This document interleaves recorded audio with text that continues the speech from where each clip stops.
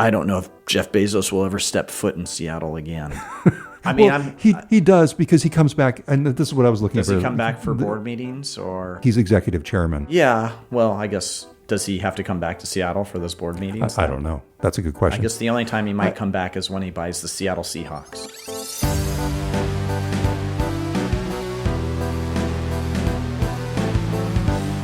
Hi, and welcome to GeekWire. I'm GeekWire co-founder Todd Bishop. And I'm GeekWire co-founder John Cook. We are coming to you from Seattle, where we get to report each day on what's happening around us in business, technology, and innovation. What happens here matters everywhere, and every week on this show, we get to talk about some of the most interesting and important stories and trends in the news. John, coming up, I want to talk about Jeff Bezos becoming a startup CEO again. Yeah, excited to talk about that, and excited to talk about your car. Okay, this is good. In the third segment, my car will now become the running gag on the show. Let's not tease it more than that. It's just going to be exciting. And well, let's just say you're going to try and convince me not to spend money on something that you don't think I should buy. Correct. Okay. All that's coming up this week on the show. Hey, just one more reminder here. We're heading into the Thanksgiving holiday soon, which means the GeekWire Gala is going to be coming up soon, December 11th at the Showbox Sodo. This is our big holiday party. And the pitch that I think we should have made last time, which we didn't, John, is this is really an opportunity for cheap startups. Startups that don't have... Thrifty. Frugal.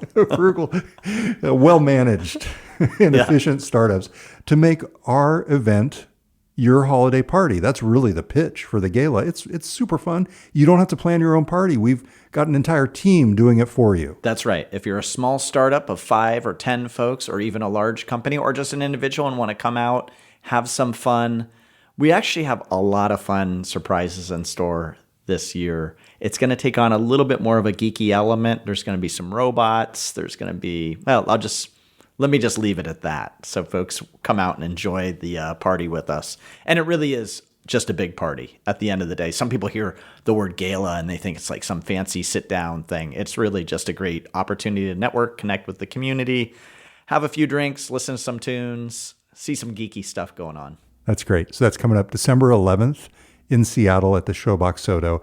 And you can find out more by going to geekwire.com/gala. We hope to see everyone there. All right, Jeff Bezos.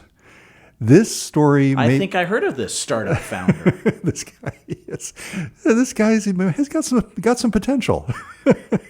So this story, in a variety of unexpected ways, combined with another story that we had this week, made me kind of a little wistful, feeling like some of the glory days have passed. Talk to me. And because it reminded me of some of these things. All right, so first, Jeff Bezos is the co-CEO and a major investor in a new startup called Project Prometheus. As GeekWire's Taylor Soper reported, and as originally reported by the New York Times, this is a new AI startup that has raised a mere $6.2 billion. I thought it was 6.3. Okay. Well, whatever. 100 million here, 100 million there. Doesn't matter too much. We reported 6.2. Okay. Was that a mistake? No, that's right. It's 6.2. Was it 6.2? Okay. Yeah, come on now. All right, sorry. I was just trying to fact check you there live. 6.2 billion. So yeah, this is a new startup that is doing AI for the physical world. And it's notable in part because Bezos, since leaving his role as Amazon CEO back in 2021, he has not been a day-to-day operational CEO.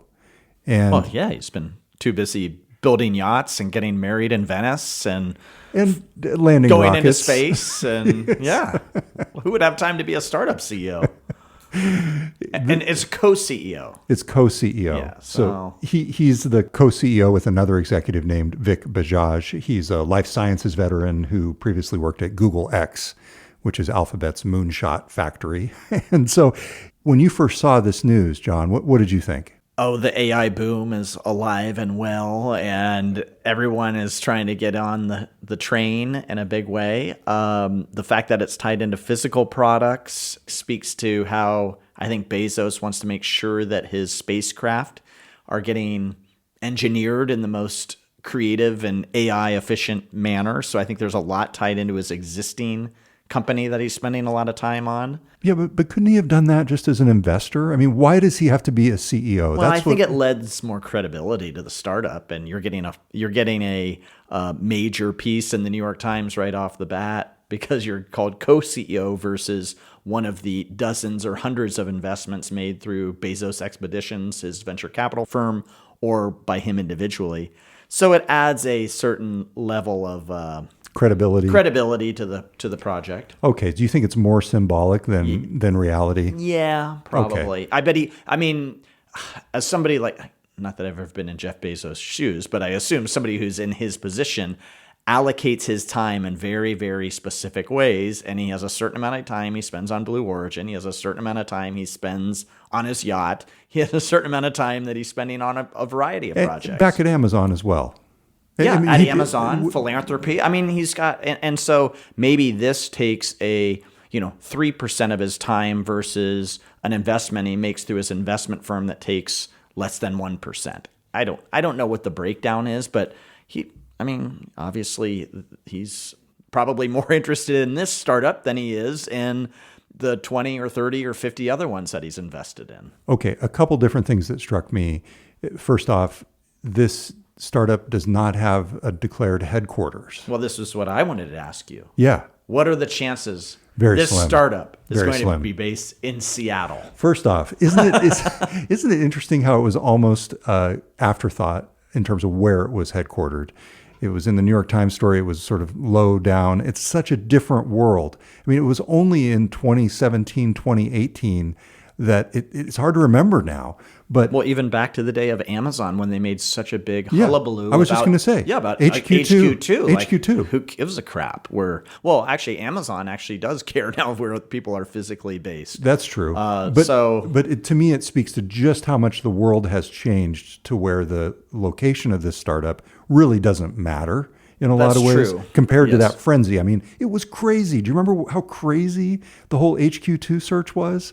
I mean, it was nuts. Yeah, it was nuts. And it is a different time, especially for startups.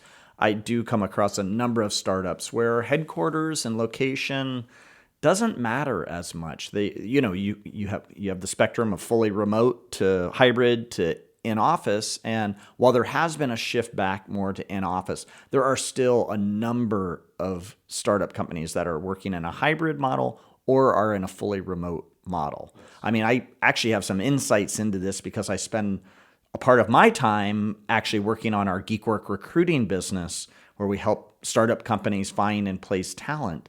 And because of that, I'm talking to a lot of startup CEOs, VP of talent, chief people officers. And so I get a really good sense of how they're thinking about remote work versus hybrid. And for startups in particular, that headquarters and where folks are based physically doesn't matter as much. Okay, but to answer your question directly, the reason I think that it's slim that this will be headquartered in Seattle is I looked through and did a search of the employees of this startup, Prometheus, on LinkedIn. And by the way, the New York Times reported there's about 100 employees and only roughly 33 of them are on LinkedIn, or at least only 33 of them have associated their bios with Prometheus on LinkedIn. Okay. And I'm guessing the vast majority are in the Bay Area. The majority are in California, in San Francisco. More than half of the registered users on LinkedIn who are associated with this company are in California. There's 3 in Switzerland, but almost everybody else is in the Bay Area. So because of that, I think it's very unlikely that this is going to be based in Seattle. I don't know if Jeff Bezos will ever step foot in Seattle again. I mean, he does because he comes back, and this is what I was looking for. Does he come back for board meetings or? He does because he comes back. He's executive chairman. Maybe when he buys of Amazon. Yeah, well, I guess does he have to come back to Seattle for those board meetings? I don't know. That's a good question. I guess the only time he might come back is when he buys the Seattle Seahawks. You know what? I actually am remembering a conversation that I had a few months ago, and I believe the answer is yes. He does come back. He does come back. This was a conversation I had with someone that was in the know. Okay. And based on some of the implications of what that person said, and I'm being cagey here, but yes, I believe he does come back for board meetings. At any rate, highly unlikely that it's going to be in Seattle. By the way, one benefit of LinkedIn is that Insights tab. If you're a premium member, I don't mean to be a shill for LinkedIn, but the ability to see the details of how many employees companies have at different stages. One remarkable thing about this company is if you go back to just March of 2025, this year, they only had one employee, presumably When was the it first founded? CEO. I mean, this year.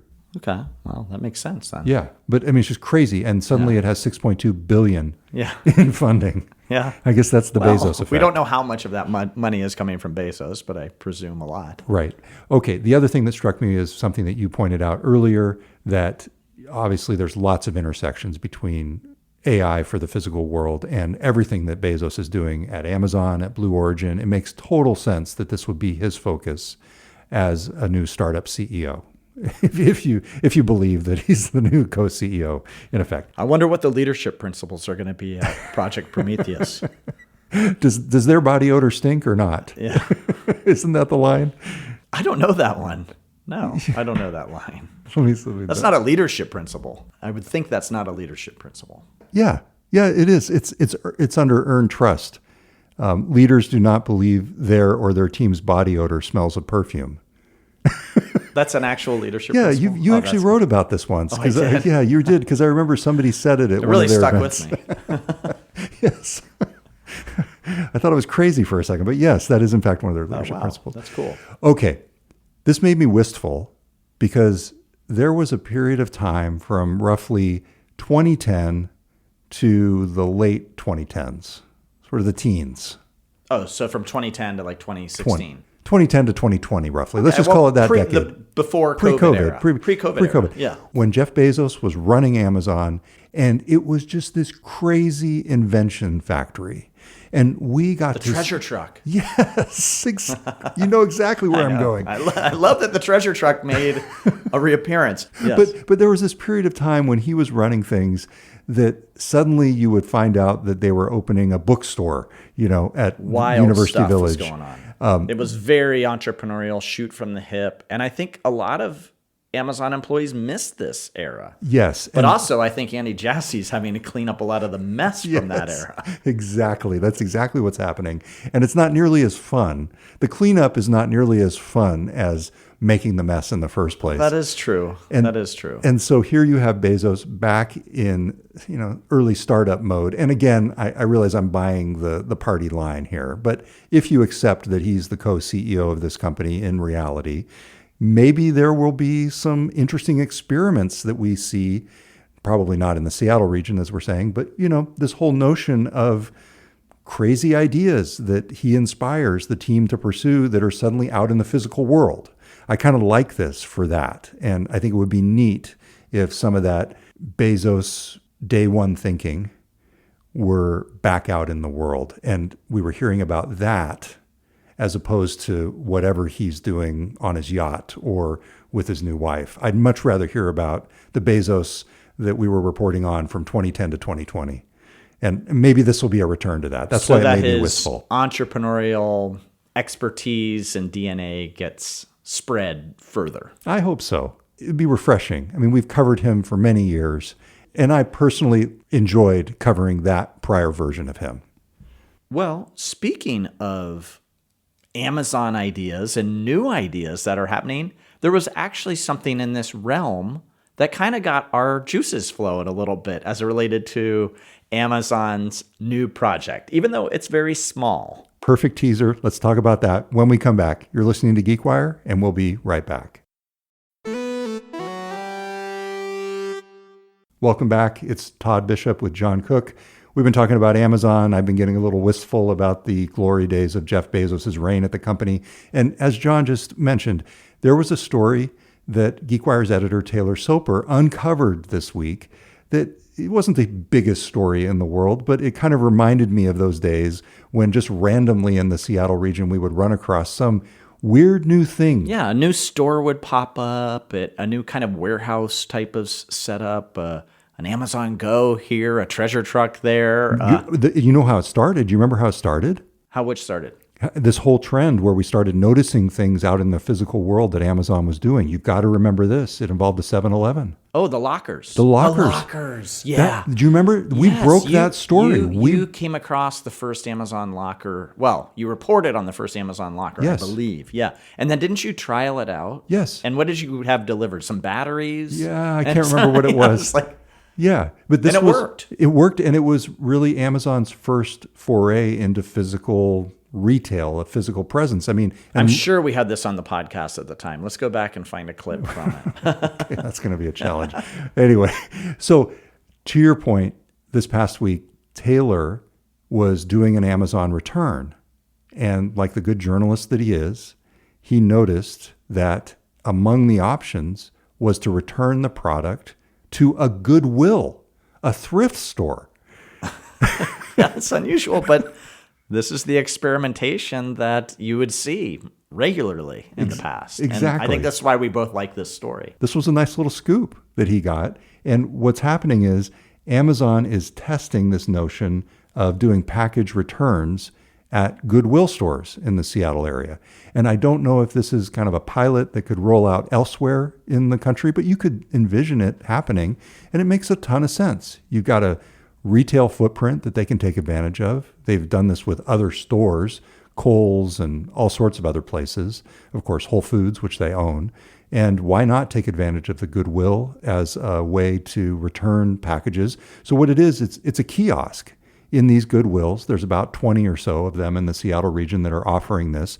And it gives you a chance to take your return, if you need to return an Amazon product after ordering it online, to the Goodwill. And there's a nice little perk that kind of makes me think they really thought this through.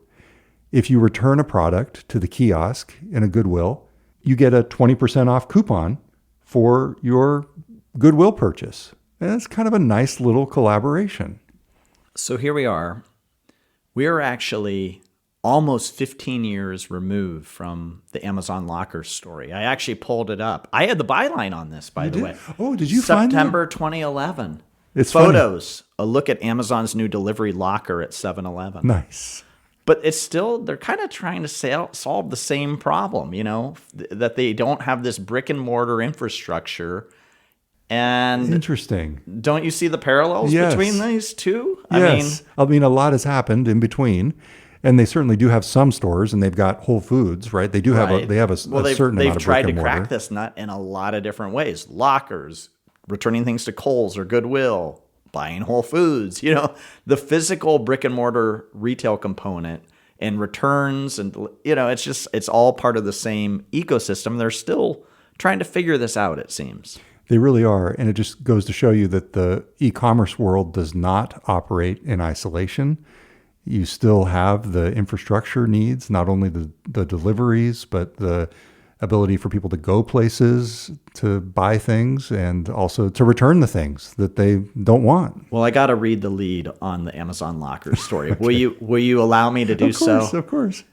It starts. Yesterday, my 2-year-old son and I did a little investigative reporting. Oh my gosh. Our goal, find the Seattle area 7-Eleven housing Amazon.com's new delivery locker system. I remember this. My son just turned 16 this week, so that gives you a sense of how long we've been doing this. But yeah. That is crazy. Yeah. Yeah. That was a long time ago. Long time ago. Yes, a lot's changed, both at Amazon and in our own lives. Well, I'll link to Taylor's story from the show notes. I appreciate this. Oh, and by the way, there was another thing that happened at the Goodwill that I loved, and that was that Taylor went over in a longtime GeekWire tradition and looked through the T-shirts at the Redmond Goodwill where he went to return this product. And he, in fact, found a very intriguing shirt. I loved your LinkedIn post on this. It was like a polo shirt for Microsoft's Missouri project. And John, I could not figure out what this was. At first we thought it was this solar energy project that was just announced recently in Missouri that Microsoft is doing. But then we looked at the shirt and we realized, Taylor pointed out, no, this is like an old shirt. Yeah. It looked older. It looked older. And then And the fact that it's already been recycled into a Goodwill. Yeah. Yeah. Then this is like a recent project. I mean, it made news this year. So it clearly was not that. And this, in fact, stumped a bunch of people. You know who I sent it to? Who do you think I sent this to? I'll just tell you. Well, let me think about this. Well, who knows everything about Microsoft code names? I was thinking like Swag. I was thinking Kevin Lasota, who's the GeekWire photographer and developer. He would also probably have thoughts. Okay, maybe. that was my first thought. No, I sent this to Mary. Code names. I sent this to Mary Jo Foley. Oh, okay. Yeah. She is the definitive expert on all things she code. know what it was? She was stumped as well. She also pointed me to that solar energy project. So I threw it out there on LinkedIn, and this got tons of interest. People were trying to figure it out. One of the clues, by the way, was the font in Missouri was very similar to the Microsoft font from the 1990s and the 2000s. Yeah. And I actually... Well, Todd, we went and toured the archive. Yes. Why don't you send it over to those folks? Well, they would know in a heartbeat. Well, I actually think the Microsoft archive, and I actually think that one of our LinkedIn people came up with the answer. Angus Norton, who said, from memory, he believes it was an internal relational database project for their contactable database of prospects in the enterprise field. It was not an external product. It's not an external product. No. Okay, that would make sense. So few know what it is. Yeah, and it also makes sense because on the sleeve it said, and Taylor pointed this out, I missed this initially, it said, make selling easier in the 21st century. So all these things are lining up. It was like an effort to develop the Microsoft internal CRM, I guess, to basically make selling easier. So anyway, I love the t-shirt posts. Yes. And over the years, my whole thing has been whenever there's been cutbacks or layoffs, I always go to the Goodwill to see what shirts are there. And it might be somewhat of a false proxy, but I like to at least imagine that the shirts that are being returned are kind of these upset employees who don't want to have these shirts in their closet anymore. And it's sort of an index of the tech economy in the form of the thrift store. All right, I will link to all of that from the show notes as well. Coming up next, I do want to talk with you about my car project. And I can't wait to hear. Okay, that's coming up next. Welcome back. It's Todd Bishop with John Cook. So John, for many years, one of the traditions on the GeekWire podcast was our in-depth conversations about your 84 Honda. Oh, no, I think it was a 92 Honda Accord. It was 92 Honda Accord. Stick shift. Yeah. And great car. You ran that thing into the ground. Yeah. I don't think you ever got it serviced. Did you ever have the oil changed? Yeah, I did. But rarely did I. I didn't spend it. I'm not a big car person. I miss that car. Yeah, I actually, here was a story I'm pulling up all the archives, a story from September 2014. I said, I wrote, it was more of a column. It was about how hard it is to move around Seattle. Why I was writing this, I was just in rant mode, I guess. But I referenced, 3 times this week I've taken to the roads in my 1992 Honda Accord, only to be rebuffed or sent in another direction. What year was that? This was 2014. What a weird story. Okay. But it was a running gag on the podcast. We'd always talk about your car and the various misadventures you'd get into. So I have my own relic. In fact, you're getting close to being able to get the antique vehicle plates on your car. That's not true. That's not 25 true. years, I think it is. It's a 2007 Toyota Camry SE 4-cylinder. I bought it when it was new, off the lot, and I love this thing. And I have taken such good care of this thing. I mean, unlike me. I get every service. I probably pay too much for my service. I've taken really good care of it. It's funny. One of my daughter's friends, recently I was shuttling them around, and one of my daughter's friends got in the back seat and said, I love these old cars. Oh, wow. At any rate, I really want Apple CarPlay, Android Auto, and a backup camera. And the debate in my family, with you, we've already talked about this, has been, do you retrofit it or do you buy a new car? John, I cannot give this car up. I know how that feels. I don't know how that feels, but it's going to die one day. It's no, okay, It's no, going to here's die one more day. context, more context. Not only have I babied this car and taken care of this car, but it only has 101,000 miles on it. I mean, that far into it, it's what, how old is it? 18 years old. Yeah.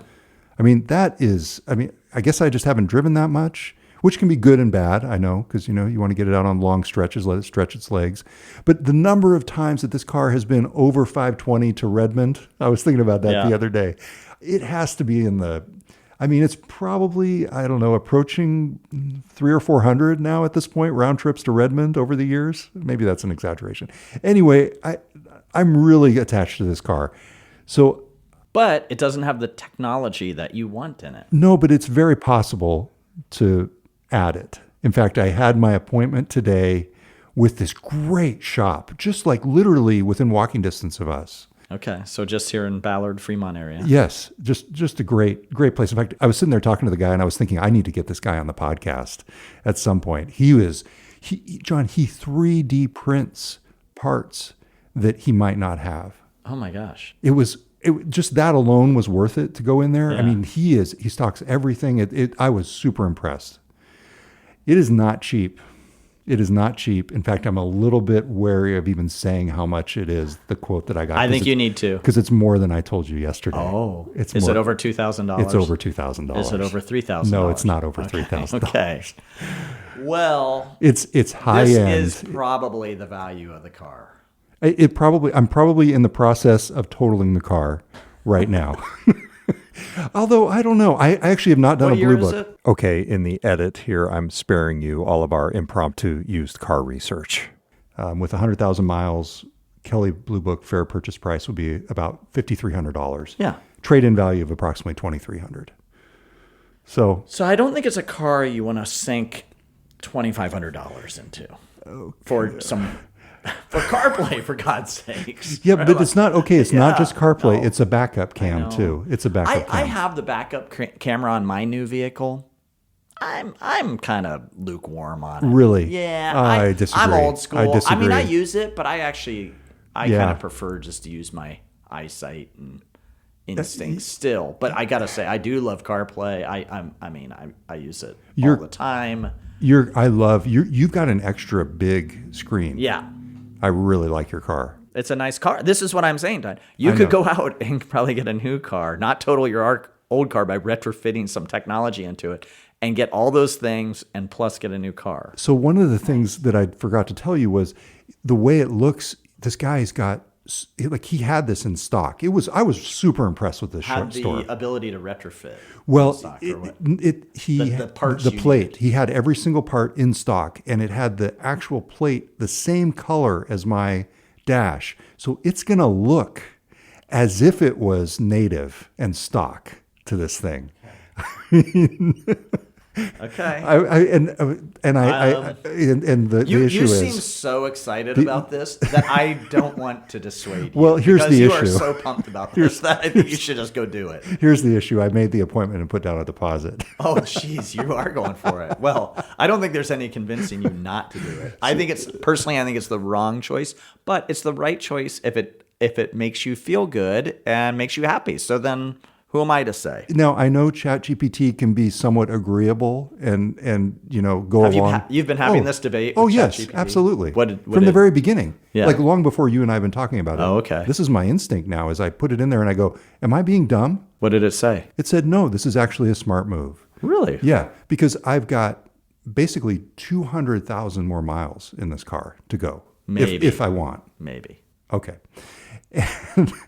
And I will say the mechanics bills have been getting higher and higher, but it's paid off. And if you think about it, its reasoning was, hey, this is basically a few car payments, if that, So why not just do this instead of getting a whole new car, doing a loan, if you're not able to pay for it let's outright. go, once this gets done, Yes. we should go together and talk to the guy at the shop, and then we should go out and record the podcast Yes. driving around Seattle. Yes. I would love that. Absolutely. We will. Okay. And in reverse. Because one of our best podcasts ever was when we got stuck in the parking Yes. garage. In after this car. in this car after the Technology Alliance luncheon Because we were stuck in there for like an hour, and we decided let's just record the podcast now and get it knocked out. Yeah, Laura Ruderman's favorite. Yes, the Tech Alliance one of leader. her favorite anecdotes.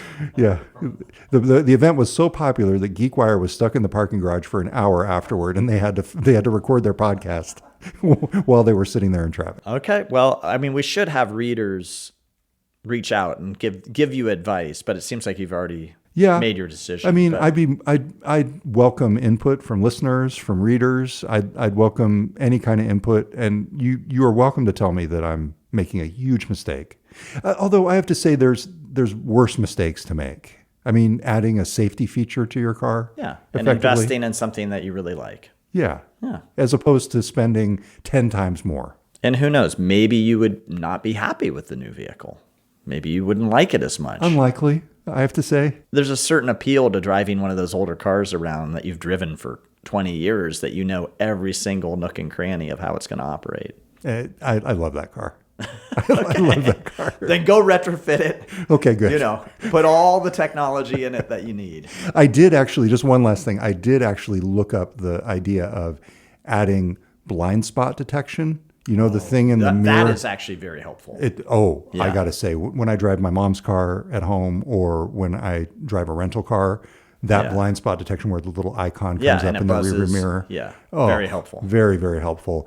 That is just insane in terms of, it's like all cost. these workarounds. I don't know if it's so much the cost, but there's like, you almost have to add like a radar system to it to detect the cars, if I understand correctly. As soon as I saw what that entailed, I was like, no, not going to do that. Although I bet this guy could do it. This guy was amazing. I'm sure he could do it. Yes. I mean, he's 3D printing parts. Yeah. You sink $25,000 into upgrading your car, I'm sure he'll do it. All right. Hey, thanks for being a sounding board. We talked enough on this podcast over the years about my Honda Accord that we have to bring the Toyota Camry into the discussion as a new running feature on the podcast. Hey, before we end, I wanted to mention, coming up next week, we have a special collaboration with a different podcast. It's called Me, Myself, and AI. It's from the MIT Sloan Management Review. It's all about the future of artificial intelligence. We did a little bit of a collaboration where the host of that podcast and I had a long conversation, and we're playing part of it on the GeekWire podcast and part of it on their feed. And so I'd encourage you, if you want to check out a new podcast this weekend, look up Me, Myself, and AI from MIT Sloan Management Review, and it might give you a little bit of the background for some of the discussion that we're going to have next week. That'll be an early episode next week with the holiday week. It'll come out on Tuesday before the Thanksgiving holiday here in the U.S. So check that out. Can't wait to listen. Hey, thanks for listening, everybody. Don't forget to sign up for GeekWire Gala tickets. We're looking forward to seeing you there on December 11th, geekwire.com/gala. Until next time, I'm Todd Bishop. And I'm John Cook. We'll be back soon with a new episode of the GeekWire podcast.